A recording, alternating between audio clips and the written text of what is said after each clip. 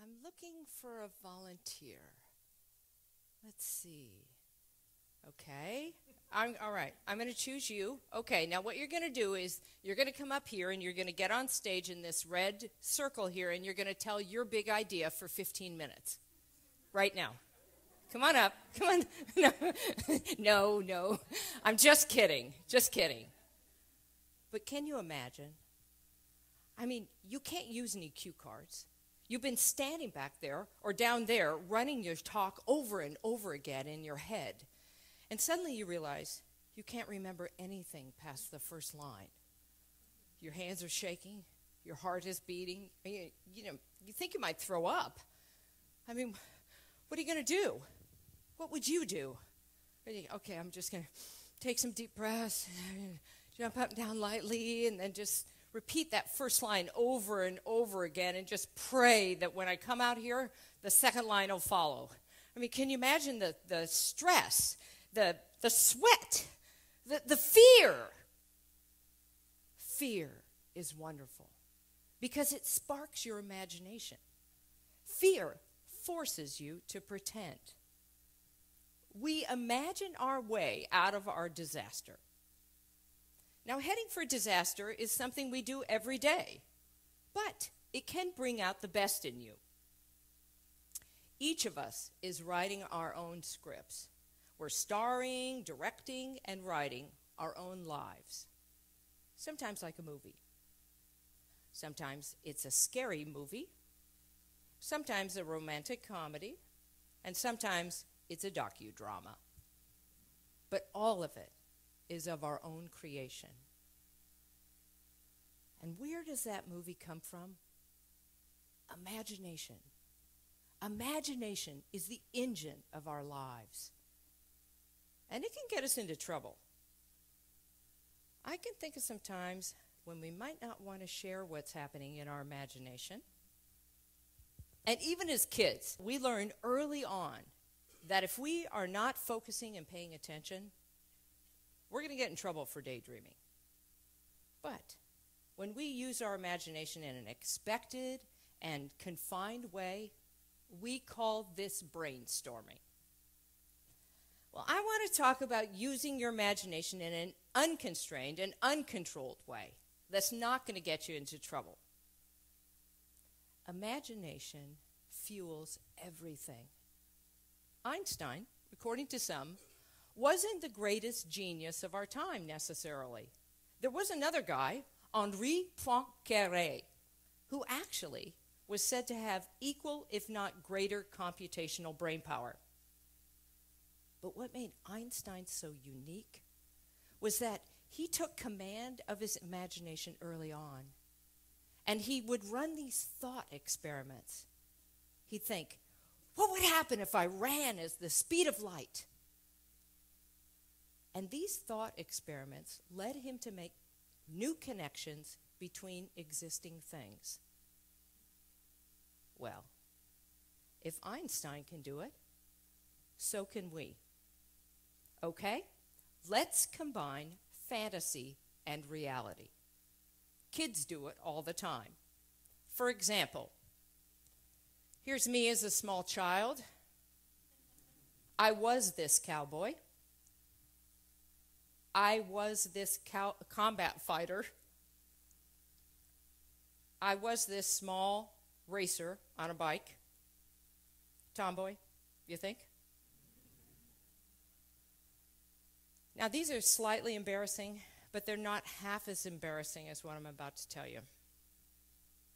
How many of you remember performance art? I was a performance artist. I can't tell you exactly what I'm doing here, but I do know that I passed a hat and made some money. A kind friend of mine suggested that I go to New York and take some formal acting training, so I did.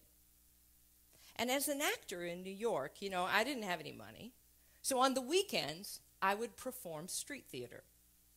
And one weekend, I had a friend visiting from Seattle, and so we went to my usual spot, 57th and Broadway, Columbus Circle, and I got all set up, and then I did my performance art. Now, I will not reveal the details of my performance, but let me just say it involved a Michael Jackson lip sync, a tennis racket, and a moonwalk. After I was through, we passed a hat, and we'd made $8. I'm thinking, whoa, okay, we're going downtown for pizza. So on our way down, we passed through the Broadway district, and my friend turns to me and says, "Hey, Patti, did you ever want to be on Broadway?" Frank, I am a performance artist. I would only be off Broadway. But then I can't get it out of my head. And I imagine myself, what if I were on Broadway? I go down the stage door into my dressing room where there's a star and my name. And then there's my costume laid out. And then I put on my makeup and go stand behind that thick red velvet curtain and wait for them to call places and the lights to come down and that audience hush.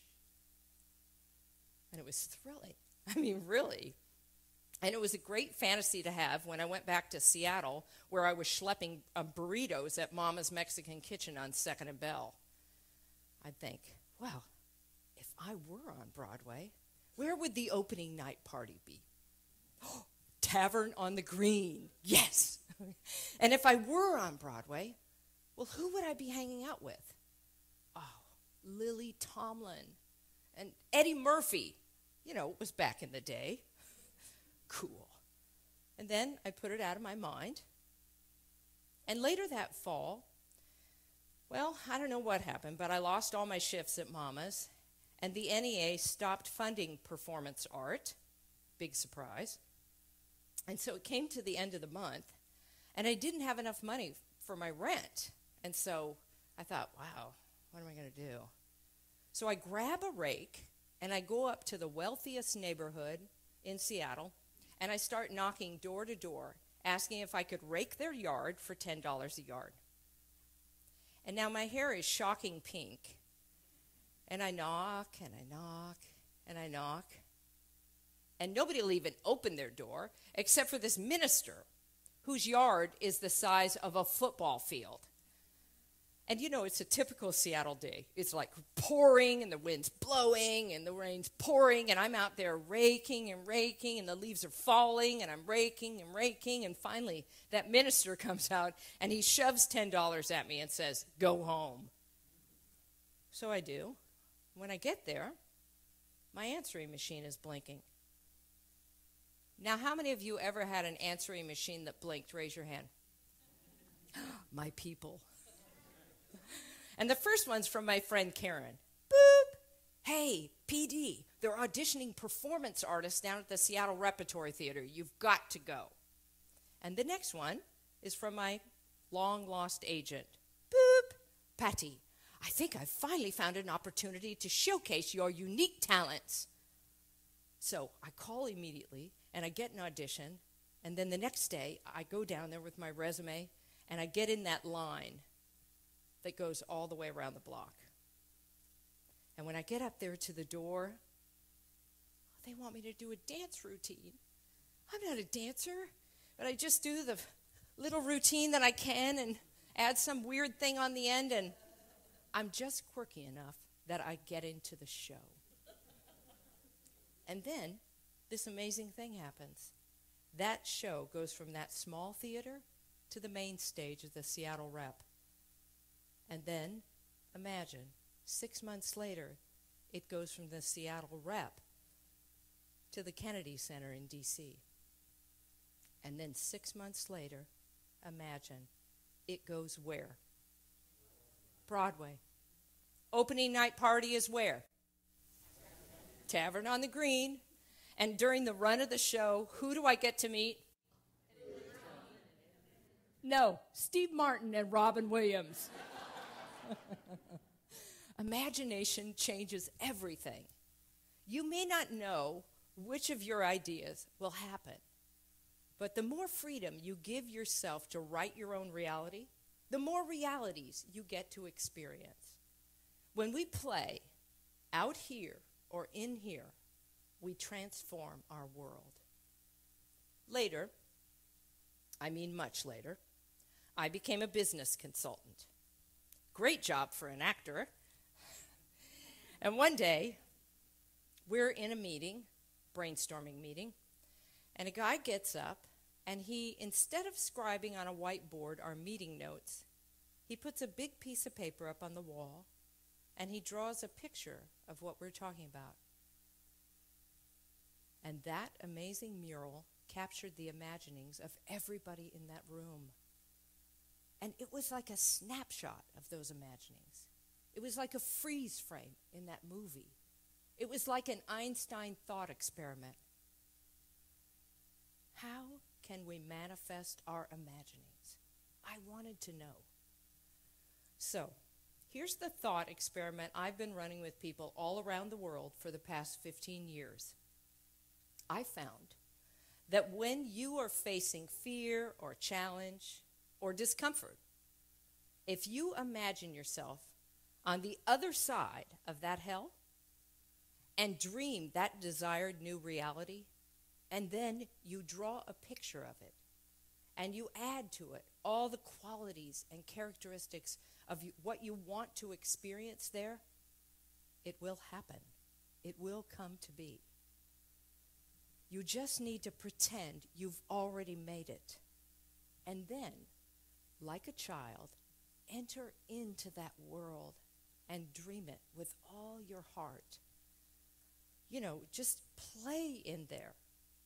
You don't need to worry about how you'll get there. Life will fill in the blanks. This will become your reality. You may be surprised by which pieces of your dream become your new life, but it will be the pieces that are right for you.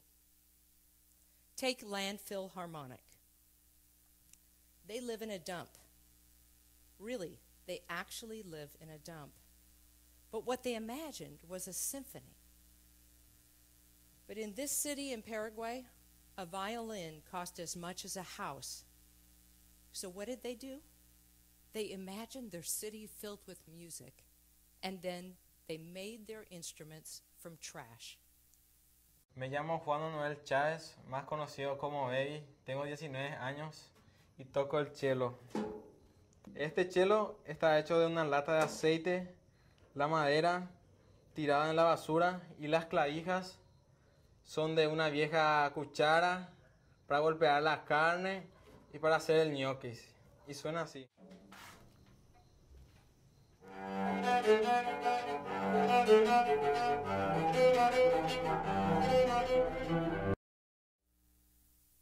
Isn't that amazing? Imagination is the one tool we universally share as a species, and daydreaming is our common language. A great imagination is required of everyone facing crisis, turmoil, or disaster. So trust yourself. You are uniquely designed to face any predicament that you encounter. You just need to let your imagination take it from here. Thank you.